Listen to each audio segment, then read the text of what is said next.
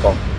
যে দেশে বলিউড মানে ক্ষমতা আর অর্থের প্রাচুর্য, সেই দেশে এক গায়ক ছিলেন যিনি বেছে নিয়েছিলেন বিদ্রোহের পথ।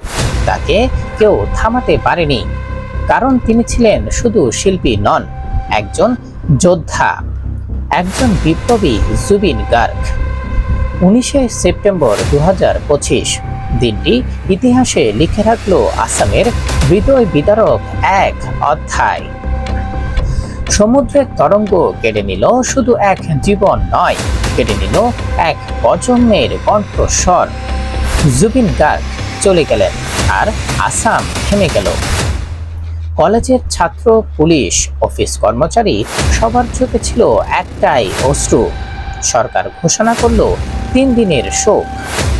রাস্তা ভর্তি মানুষের ভিড়। কেউ চায় শুধু এক ঝলক দেখতে সেই কণ্ঠের মালিক, যে তাদের আত্মাকে গান শিখিয়েছিল।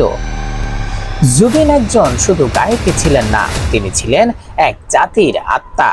যেখানে হতাশা ছিল চারপাশে, সেখানে তিনি গেয়েছিলেন আশার আলো। সহিংসতার মাঝেও তিনি তুলেছিলেন ভালোবাসার গান। অনামিকা অ্যালবাম দিয়ে নতুন প্রজন্মকে শিখিয়েছিলেন প্রেমের টান। আসামের যুবকেরা তখন অস্ত্র হাতে বিদ্রোহ করছিল, আর জুবিন গেয়েছিলেন গানের বিদ্রোহে।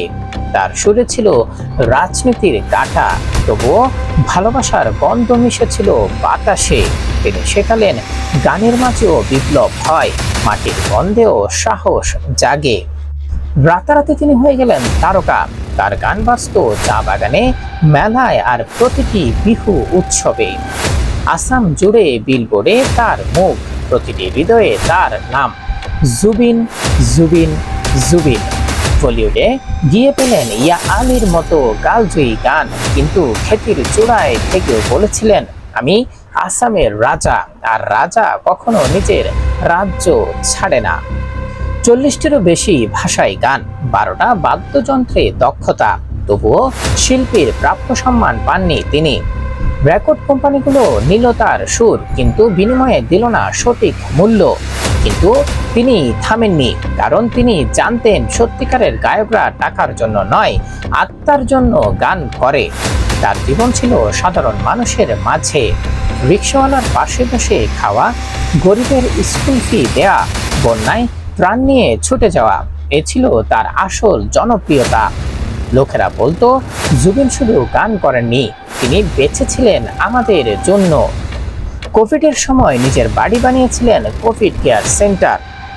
15টি এতিম শিশুকে নিজের সন্তান করেছিলেন। তাদের একজন কাজলি, যাকে নির্যাতনের হাত থেকে বাঁচিয়ে আদালতে লড়ে নিজের মেয়ে হিসেবে গ্রহণ করেছিলেন তিনি।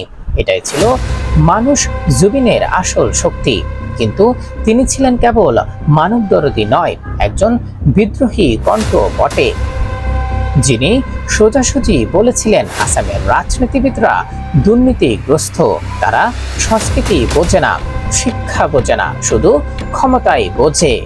একজন ব্রাহ্মণ পরিবারে জন্ম নিয়েও বলেছিলেন, আমার কোনো ধর্ম নেই, আমি মুক্ত।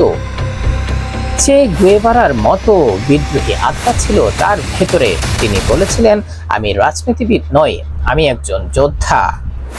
আর সেই যোদ্ধার মৃত্যু আসামের প্রতিটি হৃদয়ে একটা প্রশ্নই রেখে গেছে, এমন মানুষ কি আর জন্ম নেবে? জুবিন গার্গ চলে গেছেন, কিন্তু তার কণ্ঠ আজও বেঁচে আছে প্রত্যেক তরুণের চোখে, প্রত্যেক গানের সুরে, আর প্রতিটি বিদ্রোহীর হৃদয়ে।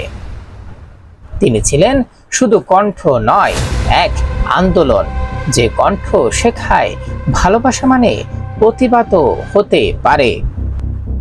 সুপ্রিয় দর্শক, জুবিন গার্গ আমাদের সকলের হৃদয়ে বেঁচে থাকবেন আজীবন। এই ধরনের মজার মজার ভিডিও পেতে হলে আমাদের চ্যানেলটি এখানে সাবস্ক্রাইব করে আমাদের পাশে থাকুন। ধন্যবাদ। আসসালামু আলাইকুম।